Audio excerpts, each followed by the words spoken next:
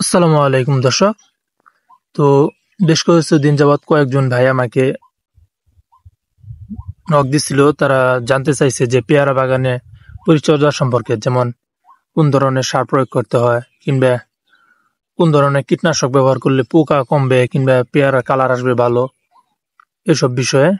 তো দেখেন, এখানে মূলত আমাদের এখানে বিষগুলো আছে। এখানে মূলত কয়েকটা উপাদান দেওয়া আছে, যেমন এই যে এটা হলো পুটেন। এটা মূলত আসলে প্রবিগুণাজল, এটা ছত্রাকনাশক এক ধরনের। রিলায়েন্স রিলায়েন্স আসলে নাম দিয়ে কিছু হবে না, এটা এক এক কোম্পানির এক এক ধরনের বিষের নাম এক একটা দিয়ে থাকে। মূলত এটা একটা পোকার বিষ, এটা 55 ইসির একটা বিষ, বেশি পাওয়ারফুল।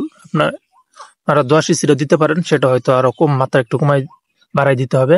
এটা হলো মূলত একটা পিজিআর। এটা অনেক কোম্পানির অনেক ধরনের হতে পারে, এটা মূলত ইন্ডিয়ান। এটা হয়তো আপনার জিব্রাল্টার সিক বা এই ধরনের অন্য কিছু ব্যবহার করতে পারেন। আর এটা হলো বুরন ন্যাশনালের, আপনারা অন্য যে কোনো কোম্পানির বুরন ব্যবহার করতে পারেন। আর এখানে আছে হলো আপনার গ্রিনার বলতে এটা হলো মূলত সালফার। যে কোনো কোম্পানির সালফার ব্যবহার করতে পারেন। দেখেন এখানে এটা রিলায়েন্সের বোতল, ফুল বোতল। এটা পুটেন বুরন পুটেন এগুলো ব্যবহার করা হয়। তো মূলত হলো আপনারা বুরন, পোকার বিষ, ভিটামিন জাতীয় কিছু ব্যবহার করবেন। পাশে হলো সালফার। আর গাছের ভিতর যদি খাদ্য না থাকে, মাটিতে খাদ্য না থাকলে আসলে উপরে দিয়ে কোনো লাভ হবে না, যেহেতু স্প্রে করে আসলে গাছের গোড়ায় খাদ্য দিতে হবে। তো গাছের দেখে তারপর গোড়ায় যে সারে যে পরিমাণ প্রয়োজন দিতে পারেন। সাধারণত নর্মাল যারা বাড়িতে একটা দুইটা গাছ লাগান, তারা হয়তো এরকম ভাবে বুঝবেন না। তারা নর্মালি ইউরিয়া, পটাশ এবং বাংলা সার যেটাকে টিএসপি বলে, ওইটাও 3টা মিক্স করে আপনারা ব্যবহার করতে পারেন। আর যারা বাগান করেন তারা হয়তো জানেন, তাদেরকে ওইরকম ভাবে বুঝাই বলতে হবে না। তারা গাছের চেহারা দেখে বুঝতে পারবেন কোনটা কখন কি পরিমাণ লাগবে। তো আমাদের এখানে সার দেওয়া আছে, মূলত 3টা মিক্সার করে দেওয়া হয়েছে। প্রতিটি গাছের গোড়ায় মোটামুটি 50 গ্রামের আশেপাশে, বেশি বা কম এরকম করে।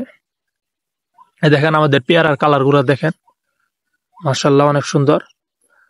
কিছু কিছু পলি করা হয়েছে। আর দেখেন আর কি পরিমাণ পেয়ারা দেখেন টিকছে, কোনো ফুল মাইর নাই। আর প্রত্যেকটা পেয়ারা কোনো রিং দাগ নাই।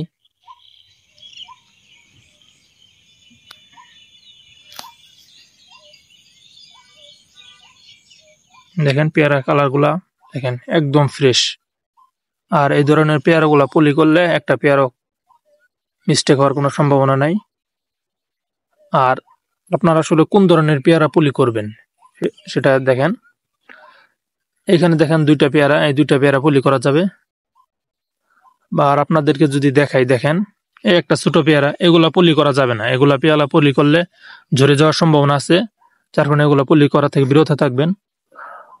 দেখেন একটা পেয়ারা একটু ছত্রাকের সমস্যা হয়েছে, এই ধরনের পেয়ারা পলি করবেন না। এগুলো পেয়ারা পলি করলে আরো গাছের ক্ষতি, এগুলো মূলত নষ্ট হয়ে যায়। দাগে এগুলার বাজার খুবই কম। দেখেন এক একটা গাছে কি পরিমাণ পলি হয়েছে, মোটামুটি 1 মণ এর আশেপাশে প্রত্যেকটা গাছে মোটামুটি পেয়ারা টিকছে। আর পলির বিষয়টা হয়তো যারা বাগান করেন তারা জানেন, আর যারা বাগান করেন না তারা হয়তো জানেন না। এই দেখেন এগুলো মূলত পলির বান্ডিল। এখানে মূলত 1000-1200 এর মতো পলি থাকে। আর দেখেন স্টেবলারের পিন গুলা দেখেন, এখানে মূলত 20,000 স্টেবলার পিন আজকে এনে দেওয়া হয়েছে। আর দেখেন পলি ভাঁজ করে নিতেছে মারার জন্য। দেখেন অনেকে হয়তো ভাবতে পারেন এগুলো ভ্যানিটি ব্যাগের মতো। দেখি এগুলো ভ্যানিটি ব্যাগের মতো করেই কাঁধে ঝুলিয়ে তারপরে পলি করে। দেখেন স্টেবলার। ও দেখেন একজনে বিড়িও রাখছে, এই দেখেন পলি করতেছে।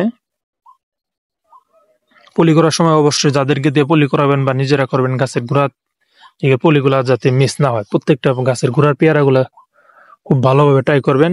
দেখবেন যে গাছের গোড়ার পেয়ারা গুলা যাতে বাদ না পড়ে। ওগুলো মূলত বেশি বড় হয় এবং ভালো থাকে, কারণ ওগুলো রোদে নষ্ট হয় না এবং ওগুলো বড় হয় সাইজে বেশি উপরে পেয়ারা গুলো থেকে। তাই গোড়ার পেয়ারা গুলো সবসময় লক্ষ্য রাখবেন, গোড়ার পেয়ারা গুলো যাতে বাদ না পড়ে।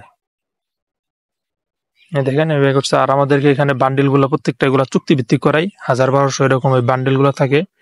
এইগুলা মূলত প্রত্যেকটা বান্ডেল 300 টাকা। এক বান্ডেল পলি করলে 300। এরা মূলত চুক্তিভিত্তিক, সারাদিনে 3টা-4টা এরকম মারে। মোটামুটি তাদের ইনকাম মোটামুটি 1000-1200 এর মতো। আসলে কাজ করলে কাজের অভাব নাই। যারা কাজ করে যে কোনো কাজ করতে পারেন। একটা ছত্রাকে আক্রান্ত পেয়ারা এরকম হঠাৎ সারা বাগানের ভিতরে হয়তো 2-1টা। এই দেখেন পেয়ারার কন্ডিশনটা কি পরিমাণ কালারফুল, একদম ফ্রেশ। আর আসলে এগুলার ফাইনাল রেজাল্ট আপনাদেরকে দেখাই। দেখেন আসলে এগুলা পরিপক্ক হওয়ার পর কিরকম ফ্রেশ থাকে। এই দেখেন প্রত্যেকটা পেয়ারা কোয়ালিটি ফুল। 3টা বা 4টা এরকম প্রত্যেকটা পেয়ারা কেজি হয়ে থাকে। আর এখানে মোটামুটি প্রায় 80% পেয়ারায় মোটামুটি আমাদের ফ্রেশ হিসাবে যায়। আর কিছু আছে হালকা দাগ বা রোদে পুরাই থাকে, এগুলো মূলত হিসাবে 20% পেয়ারা এরকম হয়। দেখেন ফাইনাল রেজাল্ট দেখেন, প্রত্যেকটা পেয়ারা কালারফুল। আজকে মূলত আমরা 8 মনের মতো বিক্রি করলাম।